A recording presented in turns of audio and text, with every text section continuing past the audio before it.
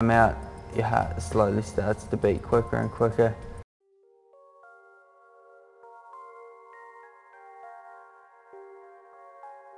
At the moment we are not very efficient and we leave a huge ecological footprint on the world. Our scenario suggests that the world will have its collapse sort of in 50 years' time. We believe the world will come to a point where we go too far and then we will have to rebuild with this new sort of frame of mind of things. If we looked at the population for the period of time we're talking about, 2087, there should be about 8 billion people, which means at any one time we're saying approximately 90% of them will be interacting fully within the virtual or the Second Life world. And only 10% maximum will be on Earth. So the Earth will regenerate and we will really care for it. It will become something very, very precious. When we're in our second life, we can turn our heartbeat down into a hibernation state.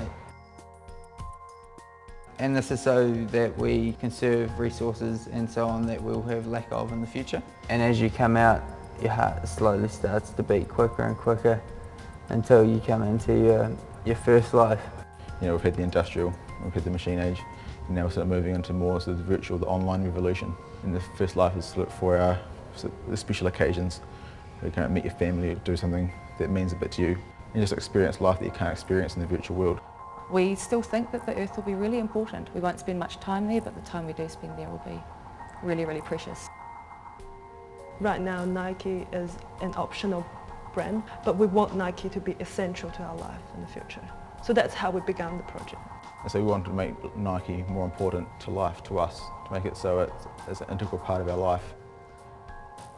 Our group's called Kardia because we were based around the heart. So everything's based around the circulatory system and the essential nature of the heart as being the centre of the body. We could see Nike as being the centre of a future that we'd really like to have. In order to stay relevant, they have to move into a new field. We don't think they can keep making sneakers and clothes. And I think their design could take a different tack into the virtual and to biotechnological as well. The growth is exponential and they're able to move exponentially into this new realm. Products of a traditional nature and a traditional manufacture are no longer viable. We don't need products because we're only spending a very short amount of time in the first life. We can have as many products and possessions as we want in our second life, but they don't create the same sort of biological impact on the world. We believe we branch them into a whole new area, which is emerging.